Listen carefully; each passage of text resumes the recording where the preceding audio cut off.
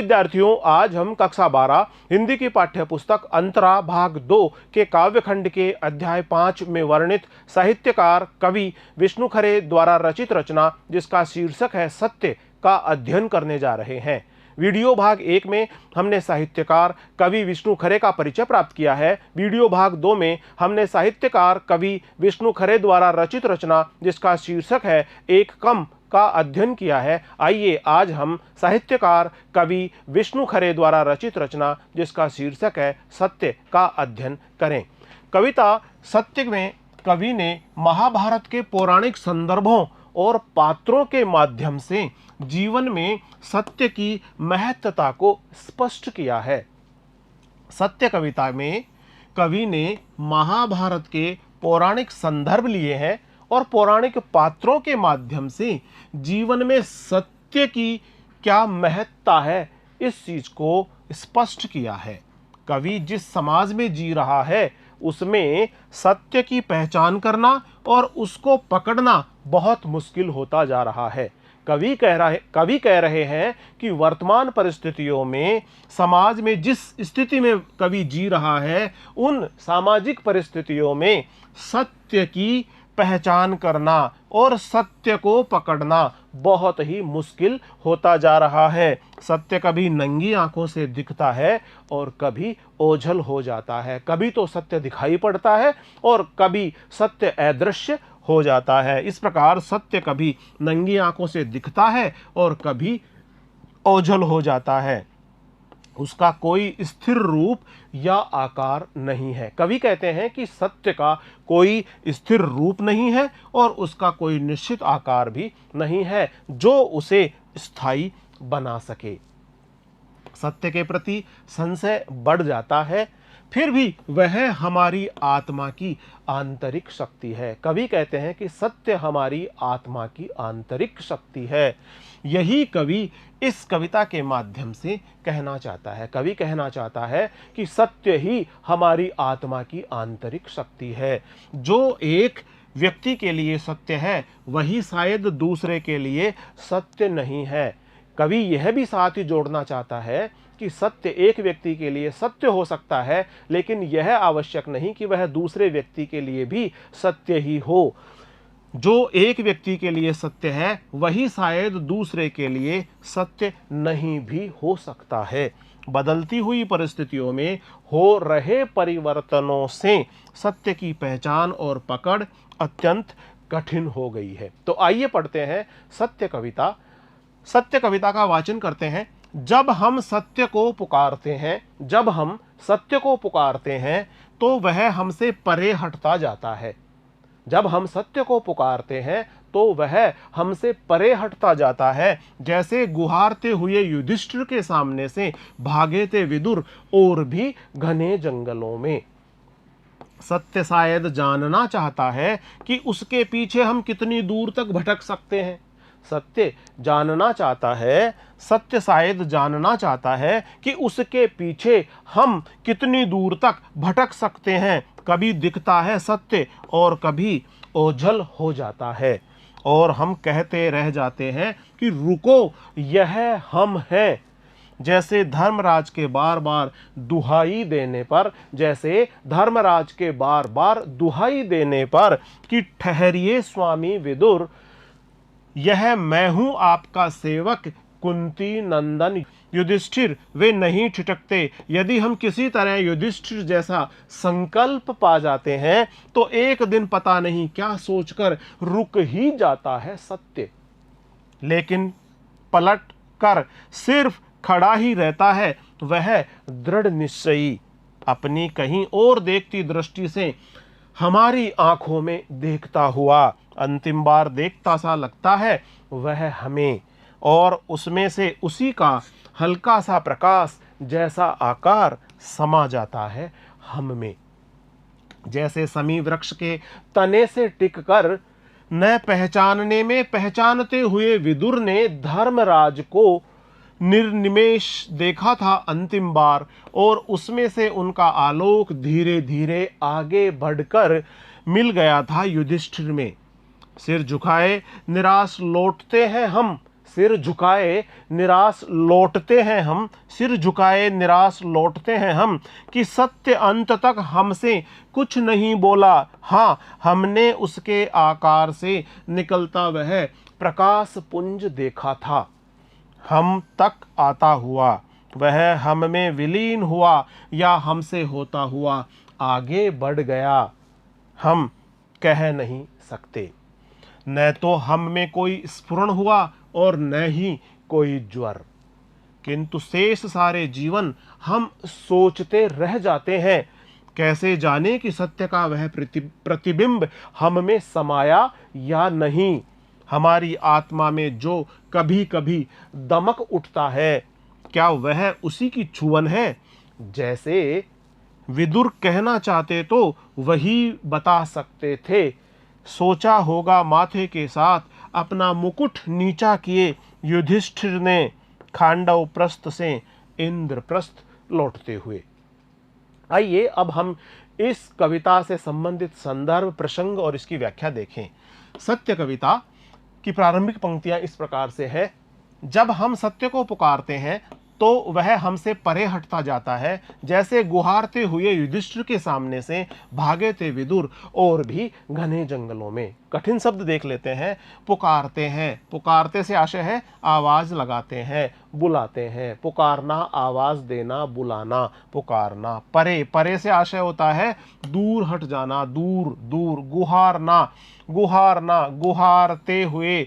गुहारना यानी करुणा से भरी हुई पुकार लगाते हुए। युधिष्ठिर, युधिष्ठिर से आशय है पांडवों में सबसे बड़े, ज्येष्ठ, सबसे बड़े भाई। पांडव पांच भाई थे, सबसे बड़े भाई का नाम युधिष्ठिर। विदुर, विदुर, विदुर युधिष्ठिर के चाचा थे, यानी धृतराष्ट्र और पांडु के भाई युधिष्ठिर। धृतराष्ट्र और पांडु के भाई विदुर थे। धृतराष्ट्र और पांडु के भाई विदुर थे, जो युधिष्ठिर के चाचा थे। इन पंक्तियों का संदर्भ इस प्रकार से है।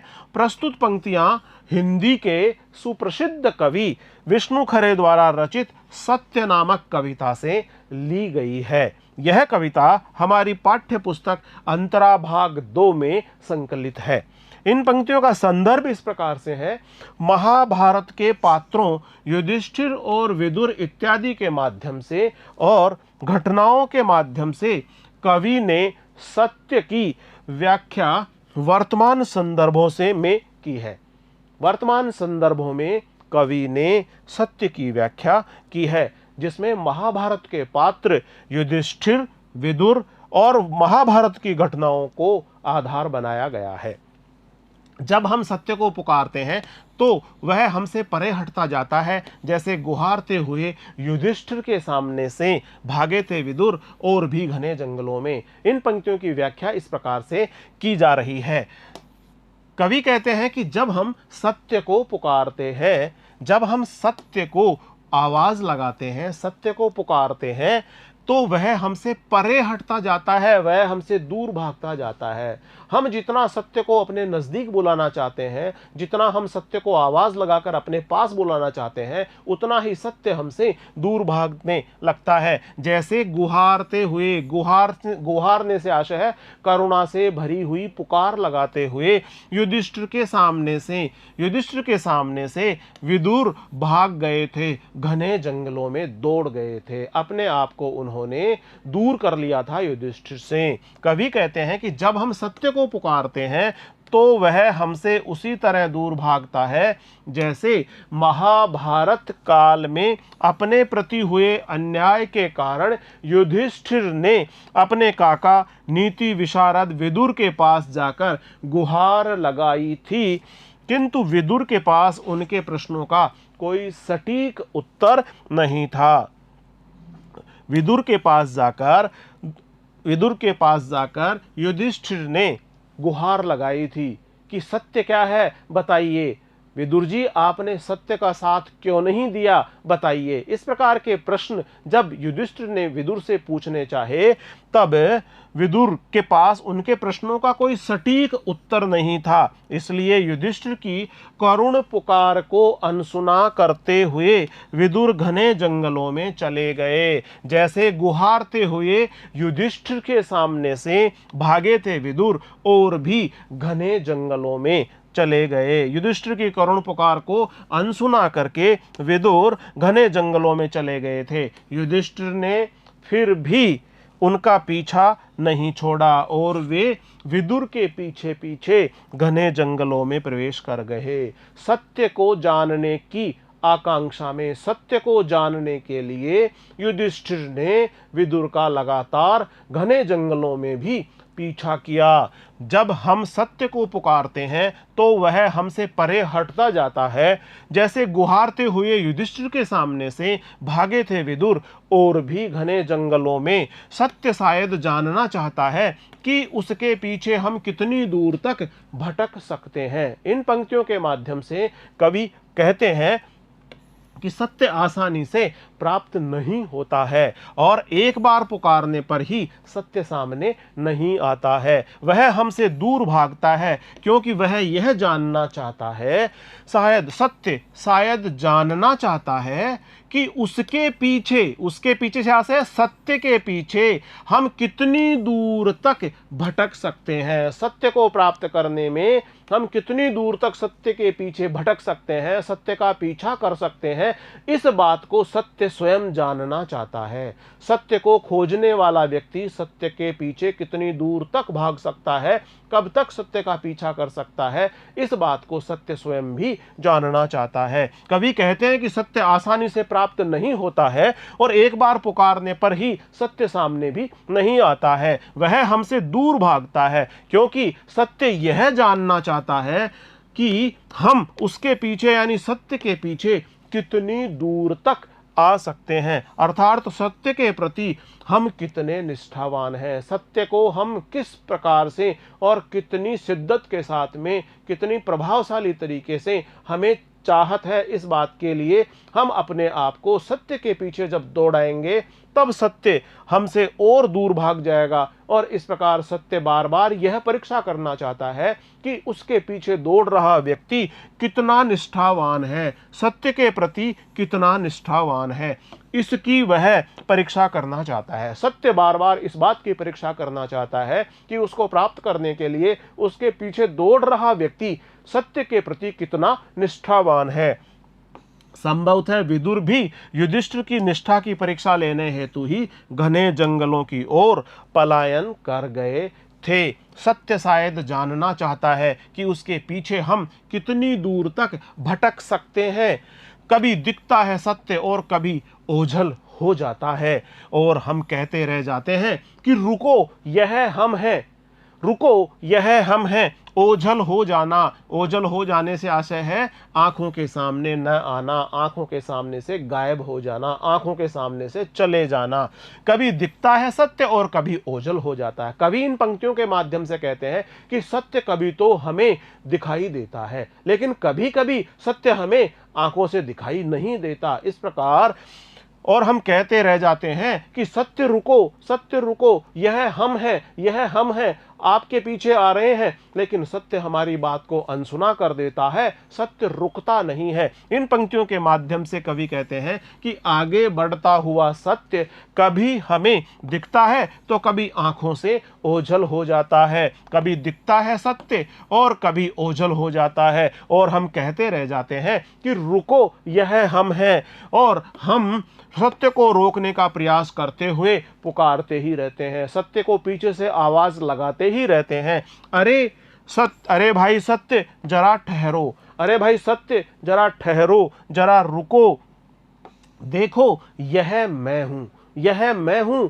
तुम मेरे लिए थोड़ा सा रुको, मेरे लिए रुक जाओ। पर सत्य है कि युधिष्ठिर की गुहार को अनसुना करके विदुर के सामने आगे ही आगे बढ़ता चला गया। कभी दिखता है सत्य और कभी ओझल हो जाता है, और हम कहते रह जाते हैं कि रुको यह हम हैं। जैसे धर्मराज के बार बार दुहाई देने पर कि ठहरिए स्वामी विदुर, यह मैं हूं आपका सेवक कुंती नंदन युधिष्ठिर, वे नहीं ठिठकते। धर्मराज, धर्मराज से आशय है धर्मराज, धर्मराज से आशय है युधिष्ठिर का एक नाम धर्मराज भी है, युधिष्ठिर को धर्मराज भी कहा जाता है। दुहाई देने पर, दुहाई देना यानी पुकारने पर, करुणा भरी पुकार करने पर, दुहाई देने पर। कुंती नंदन, कुंती नंदन, कुंती नंदन से आशय है युधिष्ठिर यानी कुंती का पुत्र, युधिष्ठिर यानी कुंती का पुत्र, कुंती नंदन। ठिठकना, ठिठकना यानी ठहरना, रुकना।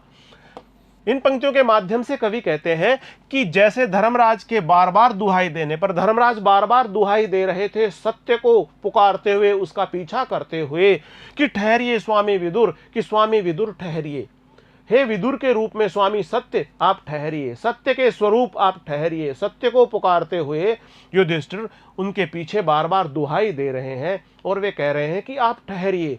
युधिष्ठिर बार बार विदुर को ठहरने के लिए आग्रह कर रहे हैं, आवाज दे रहे हैं, गुहार कर रहे हैं, पुकार कर रहे हैं, करुणा भरी आवाज लगा रहे हैं और वे कह रहे हैं, बार बार धर्मराज कह रहे हैं, युधिष्ठिर कह रहे हैं कि यह मैं हूं, यह मैं हूं यानी ये मैं धर्मराज हूं, यह मैं कुंती नंदन हूं, यह मैं युधिष्ठिर हूं, ये मैं हूं आपका सेवक कुंती नंदन युधिष्ठिर, मैं कुंती नंदन हूं, कुंती का पुत्र हूं, मैं युधिष्ठिर हूं, मैं पांडवों में ज्येष्ठ हूं। वे नहीं ठिठकते, लेकिन युधिष्ठिर नहीं ठिठकते, लेकिन युधिष्ठिर नहीं रुकते हैं। कवि कहते हैं कि युधिष्ठिर विदुर से बार बार रुकने की प्रार्थना करते हैं, गुहार लगाते हैं, दुहाई देते हैं और गुहार लगाते हुए कहते हैं कि मैं आपका सेवक कुंती नंदन युधिष्ठिर हूं, मैं आपका सेवक हूं, कुंती का पुत्र हूं, पांडवों में ज्येष्ठ युधिष्ठिर हूं।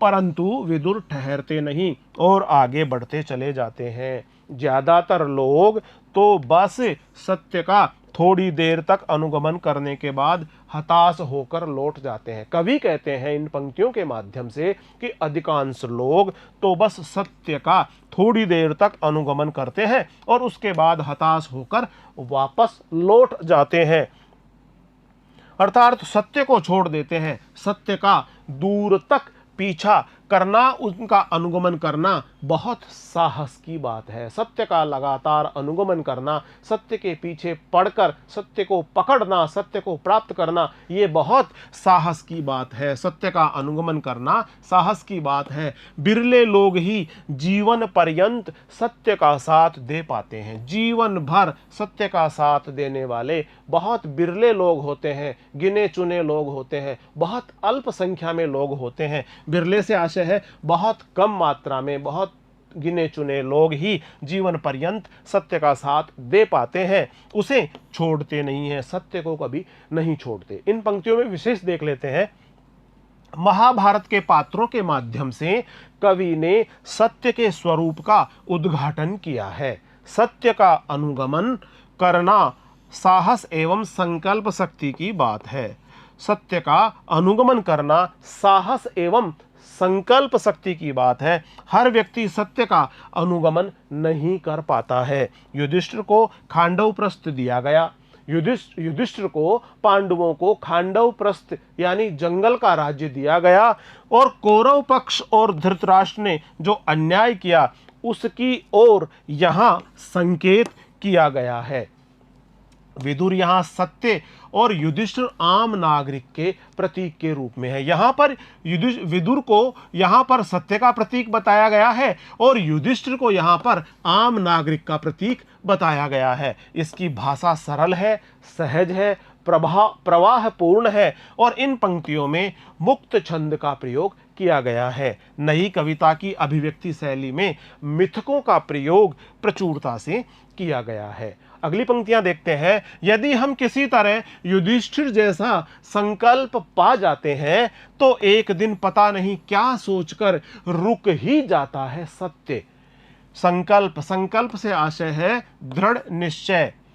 इन पंक्तियों का प्रसंग इस प्रकार से है। महाभारत के चरित्रों युधिष्ठिर, विदुर आदि को लेकर लिखी हुई इस कविता में कवि ने सत्य की विशेषताओं को उद्घाटित किया है। सत्य उसी को प्राप्त होता है जो दृढ़ निश्चयी है और संकल्पवान है। कवि कहते हैं कि सत्य की प्राप्ति उसी को होती है जो दृढ़ निश्चयी है एवं संकल्पवान होता है। इन पंक्तियों की व्याख्या इस प्रकार से की जा रही है, यदि हम किसी तरह युधिष्ठिर जैसा संकल्प पा जाते हैं। कवि कहते हैं कि यदि हम में युधिष्ठिर जैसा दृढ़ संकल्प हो तो एक दिन पता नहीं क्या सोचकर रुक ही जाता है सत्य, तो सत्य पता नहीं क्या सोचकर एक दिन रुक ही जाता है। कवि इन पंक्तियों के माध्यम से ये कहना चाहते हैं कि यदि हम में युधिष्ठिर जैसा संकल्प हो, दृढ़ निश्चय हो, तो सत्य को भी अंततः आखिरकार रुकना ही पड़ता है। इन पंक्तियों के माध्यम से कवि कहते हैं कि विदुर को युधिष्ठिर पुकारते हुए रुकने के लिए कह रहे थे, परंतु विदुर थे कि उनकी पुकार को अनसुना करके घने जंगल में आगे और आगे बढ़ते जा रहे थे। युधिष्ठिर संकल्पवान एवं दृढ़ निश्चयी व्यक्ति थे। युधिष्ठिर जिस प्रकार से संकल्पवान थे, दृढ़ निश्चयी थे, कवि कहते हैं कि युधिष्ठिर संकल्पवान और दृढ़ निश्चयी व्यक्ति थे। वे लगातार विदुर का पीछा करते रहे और सत्य को जानने का प्रयास करते रहे। अपने प्रश्नों को पूछते हुए सत्य का उद्घाटन करने का प्रयास करते रहे।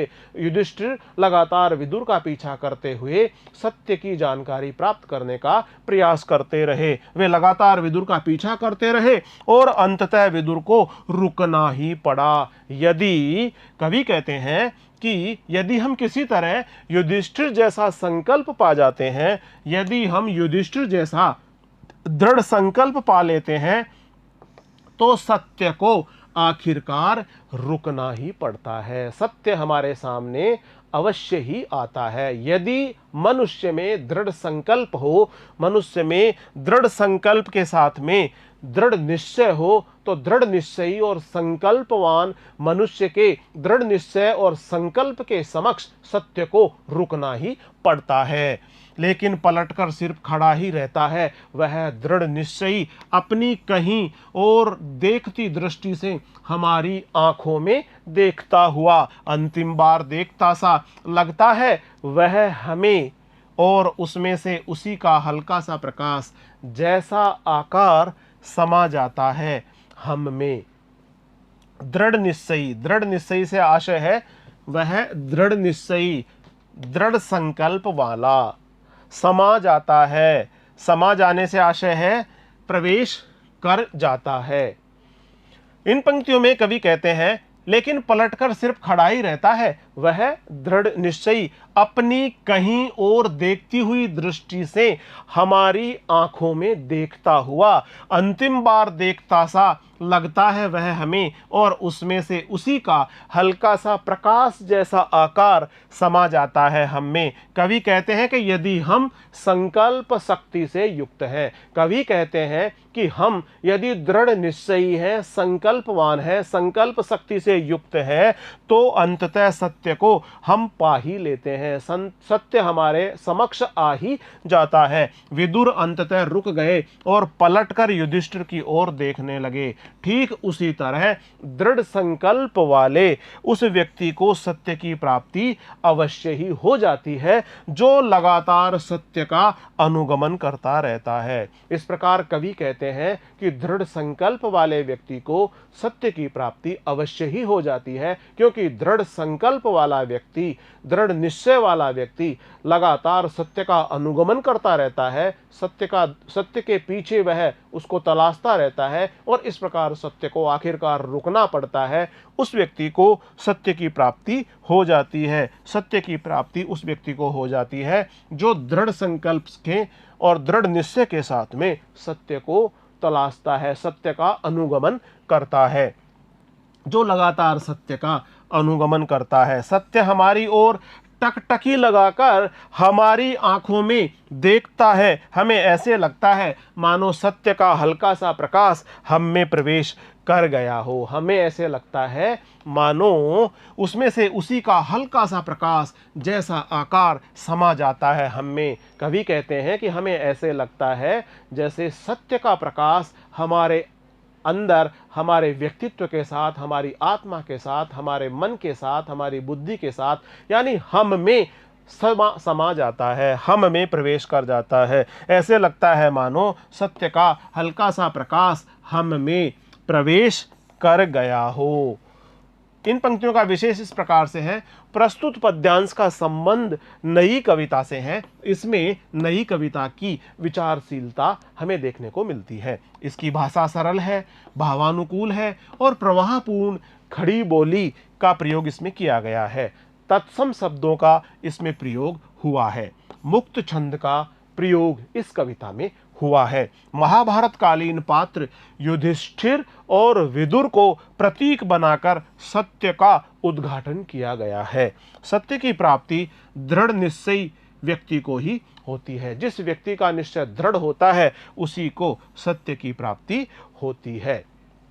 जैसे समी वृक्ष के तने से टिक कर न पहचानने में पहचानते हुए विदुर ने धर्मराज को निर्निमेष देखा था अंतिम बार, और उनमें से उनका आलोक धीरे धीरे आगे बढ़कर मिल गया था युधिष्ठिर में। समी एक प्रकार का वृक्ष होता है, सेमल का वृक्ष। निर्निमेष से आशय होता है एकटक देखना, बिना पलक झपकाए लगातार देखते रहना। आलोक से आशय होता है प्रकाश। इन पंक्तियों का प्रसंग इस प्रकार से है, कवि ने महाभारत के पात्र युधिष्ठिर, विदुर आदि के माध्यम से प्रस्तुत काव्यांश में सत्य के स्वरूप का उद्घाटन किया है। उसने बताया है कि सत्य दृढ़ निश्चय और अथक प्रयास से ही प्राप्त होता है। जैसे समी वृक्ष के तने से टिककर न पहचानने में पहचानते हुए विदुर ने धर्मराज को निर्निमेष देखा था अंतिम बार, और उनमें से उनका आलोक धीरे धीरे आगे बढ़कर मिल गया था युधिष्ठिर में। इन पंक्तियों में कवि विष्णु खरे कहते हैं कि समी वृक्ष के तने से टिककर खड़े विदुर ने, जैसे ही समी वृक्ष के तने से टिककर न पहचानने में पहचानते हुए विदुर ने धर्मराज को निर्निमेष बिना पलक झपकाए टकटकी लगाकर देखा था अंतिम बार। विदुर ने धर्मराज को देखा था बिना पलक झपकाए, समी वृक्ष के तने से टिककर न पहचानने में पहचानते हुए विदुर ने धर्मराज को टकटकी लगाकर अंतिम बार देखा था, और उनमें से उनका आलोक और उनका जो प्रकाश है, सत्य का जो प्रकाश है, प्रकाश का पुंज है, वह धीरे धीरे आगे बढ़कर मिल गया था युधिष्ठिर में। वह सत्य का प्रकाश, वह प्रकाश पुंज, सत्य रूपी प्रकाश का पुंज धीरे धीरे युधिष्ठिर में समा गया था, युधिष्ठिर में मिल गया था। कवि विष्णु खरे कहते हैं कि समी वृक्ष के तने से टिककर खड़े विदुर ने जैसे धर्मराज को पहचानने का प्रयास करते हुए अंतिम बार बिना पलक झपकाए निर्निमेष देखा था अंतिम बार, एकटक दृष्टि से देखा, एकटक दृष्टि से युधिष्ठिर को देखा। जैसे धर्मराज को यानी युधिष्ठिर को पहचानने का प्रयास करते हुए विदुर ने अंतिम बार बिना पलक झपकाए एकटक दृष्टि से युधिष्ठिर को देखा। विदुर में से उनका तेज यानी प्रकाश पुंज निकलकर युधिष्ठिर में समा गया, और उनमें से उनका आलोक, उनमें से का आशय है विदुर में से, उनका आलोक धीरे धीरे आगे बढ़कर मिल गया था युधिष्ठिर में, और इस प्रकार विदुर में से उनका तेज यानी प्रकाश पुंज निकलकर युधिष्ठिर में समा गया। जैसे समी वृक्ष के तने से टिककर न पहचानने में पहचानते हुए विदुर ने धर्मराज को निर्निमेष देखा था अंतिम बार, और उनमें से उनका आलोक धीरे धीरे आगे बढ़कर मिल गया था युधिष्ठिर में। सिर झुकाए निराश लौटते हैं हम कि सत्य अंत तक हमसे कुछ नहीं बोला। हाँ, हमने उसके आकार से निकलता वह प्रकाश पुंज देखा था, हम तक आता हुआ, वह हम में विलीन हुआ या हमसे होता हुआ आगे बढ़ गया। प्रकाश पुंज से आशय है प्रकाश पुंज से आशय है प्रकाश का समूह। विलीन हो गया, वह हम में विलीन हो गया। विलीन से आशय है समा जाना, प्रवेश कर जाना, विलीन हो जाना। सिर झुकाए निराश लौटते हैं हम। कवि कहते हैं कि अंततः युधिष्ठिर उस तेज पुंज से संपन्न होकर सिर झुकाकर लौट आए, क्योंकि विदुर ने उनसे कुछ कहा नहीं, बस अपना प्रकाश पुंज उन्हें सौंप दिया। ठीक इसी प्रकार अपने दृढ़ निश्चय के बल पर हम सत्य को भले ही प्राप्त कर लें। कवि कहते हैं कि सिर झुकाकर निराश लौटते हैं हम, कि सत्य अंत तक हमसे कुछ नहीं बोला। कवि कहते हैं कि विदुर ने युधिष्ठिर को आखिर तक कुछ भी नहीं कहा। सत्य रूपी विदुर ने युधिष्ठिर को आखिर तक कुछ नहीं कहा। सिर झुकाए निराश लौटते हैं हम, कि सत्य अंत तक हमसे कुछ नहीं बोला। ठीक इसी प्रकार अपने दृढ़ निश्चय के बल पर हम सत्य को भले ही प्राप्त कर लें, पर सत्य पर पहुंचकर भी हम सत्य से वार्तालाप नहीं कर पाते हैं, सत्य के साथ संवाद नहीं कर पाते हैं। सत्य विदुर की भांति अंत तक हमसे कुछ नहीं बोलता। सत्य अंत तक हमसे कुछ भी नहीं बोला, कुछ भी नहीं बोलता। बस उनमें से निकला प्रकाश पुंज हम देखते हैं जो हम में विलीन हो जाता है। जो सत्य का प्रकाश पुंज निकलता है वह हम में विलीन होता हुआ सा दिखाई पड़ता है। हाँ, हमने उसके आकार से निकलता वह प्रकाश पुंज देखा था, सत्य का वह प्रकाश पुंज देखा था। हम तक आता हुआ वह प्रकाश पुंज हम तक आया और वह हम में विलीन हुआ या हमसे होता हुआ आगे बढ़ गया।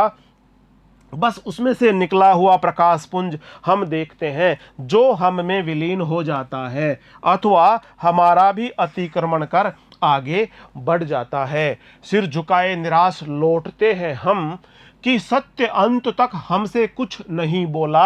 हाँ, हमने उसके आकार से निकलता वह प्रकाश पुंज देखा था, हम तक आता हुआ वह हम में विलीन हुआ या हमसे होता हुआ आगे बढ़ गया।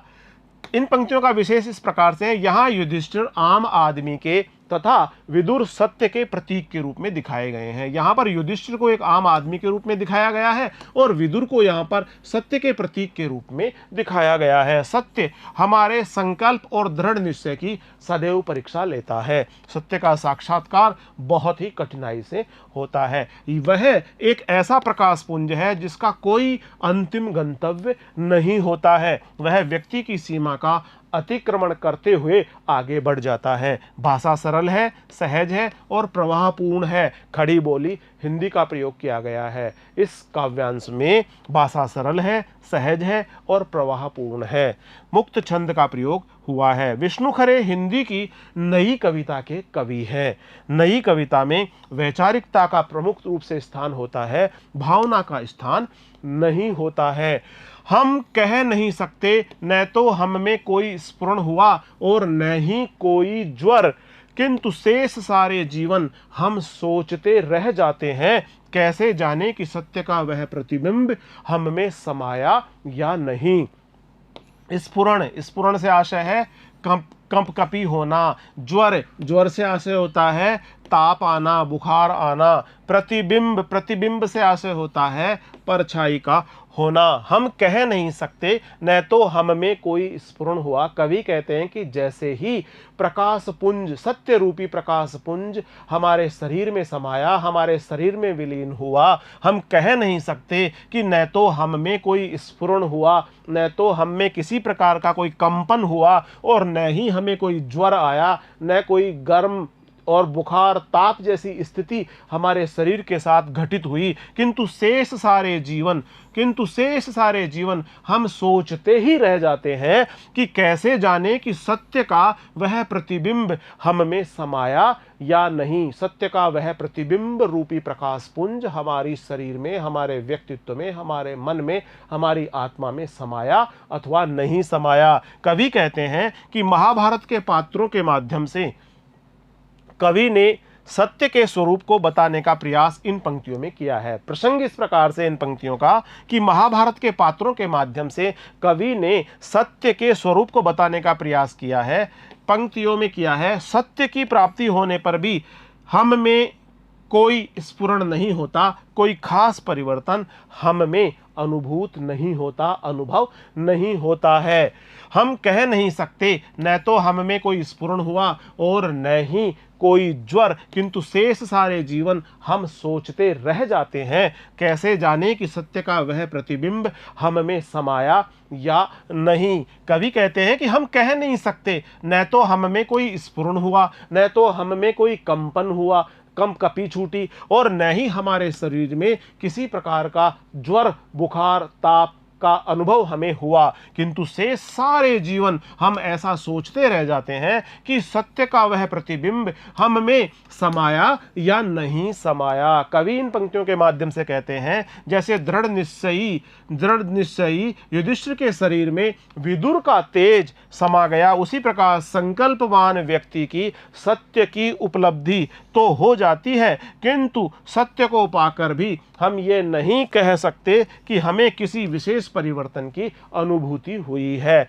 न तो शरीर में कोई स्फुरण हुआ और न किसी ताप की हमें अनुभूति होती है। हम जीवन भर बस यही सोचते रहते हैं, किंतु शेष सारे जीवन हम सोचते रह जाते हैं कि कैसे जाने कि सत्य का वह प्रतिबिंब हम में समाया या नहीं समाया। हम यही सोचते रह जाते हैं कि पता नहीं सत्य का प्रतिबिंब हम में समाया या नहीं। हमारे व्यक्तित्व के साथ सत्य का प्रतिबिंब, वह प्रकाश का पुंज हमारे व्यक्तित्व के साथ जुड़ा अथवा नहीं जुड़ा। हमारी आत्मा में जो कभी कभी दमक उठता है, क्या वह उसी की छुवन है? दमकना, दमक से आशय होता है चमक जाना।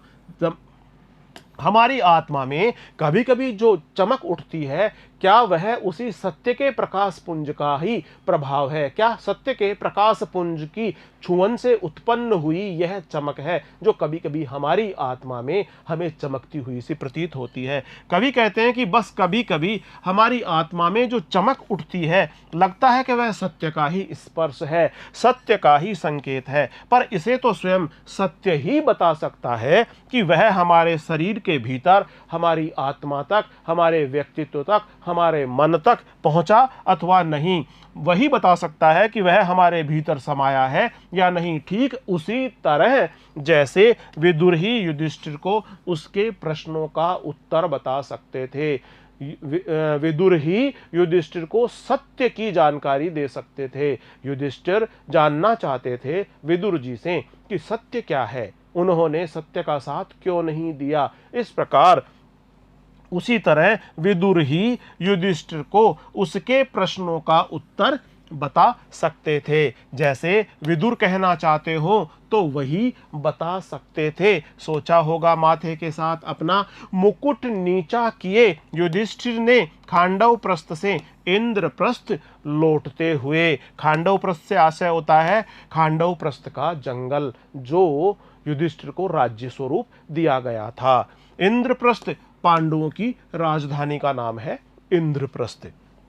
जैसे विदुर कहना चाहते हो तो वही बता सकते थे। सोचा होगा, इस प्रकार का विचार कर रहे हैं, अपने सिर के ऊपर जो मुकुट है उसको नीचा करते हुए युधिष्ठिर इस प्रकार का विचार कर रहे हैं जब वे खांडव प्रस्थ से इंद्रप्रस्थ लौट रहे थे। कवि कहते हैं कि युधिष्ठिर ने खांडव प्रस्थ से इंद्रप्रस्थ लौटते समय सिर झुकाए हुए यही सोचा होगा कि काका विदुर यदि चाहते तो मेरे प्रश्नों का उत्तर दे सकते थे, मुझे सत्य बता सकते थे, मुझे सत्य से अवगत करवा सकते थे, पर उन्होंने ऐसा नहीं किया। उन्होंने अपना सत्य रूपी तेज मुझे दे दिया। सत्य का संधान करने वाले व्यक्ति को अपने प्रश्नों के उत्तर स्वयं ही खोजने पड़ते हैं। कवि कहते हैं कि सत्य का संधान करने वाले व्यक्ति को अपने प्रश्नों का उत्तर स्वयं को ही खोजना पड़ता है। सत्य उसके प्रश्नों का उत्तर नहीं देता है, वह चुप ही रहता है। वह उन प्रश्नों को खोज पाने की शक्ति हमें अवश्य प्रदान करता है। विशेष है इन पंक्तियों का, महाभारत के पात्रों को प्रतीक मानकर कवि ने सत्य के स्वरूप की व्याख्या की है। विदुर चाहते तो युधिष्ठिर के प्रश्नों यानी सभी प्रकार की शंकाओं का समाधान कर सकते थे, सत्य का स्वरूप बता सकते थे। जो सत्य है उससे वे युधिष्ठिर को अवगत करवा सकते थे, पर उन्होंने जानकर ऐसा नहीं किया। इसकी भाषा सरल है, सहज है और प्रवाहपूर्ण खड़ी बोली का प्रयोग किया गया है। मुक्त छंद का प्रयोग किया गया है। नई कविता में बौद्धिकता की प्रधानता है, भावनात्मकता की प्रधानता नहीं है। प्रस्तुत अंश नई कविता से संबद्ध है। प्रिय विद्यार्थियों, आज हमने अध्याय 5 साहित्यकार विष्णु खरे द्वारा रचित रचना जिसका शीर्षक है सत्य का अध्ययन किया है। अगले वीडियो में हम साहित्यकार विष्णु खरे द्वारा रचित रचनाएं, पहली रचना जिसका शीर्षक है एक कम और दूसरी रचना जिसका शीर्षक है सत्य से संबंधित अभ्यास प्रश्न लेकर आपके समक्ष उपस्थित होंगे। तब तक नमस्कार।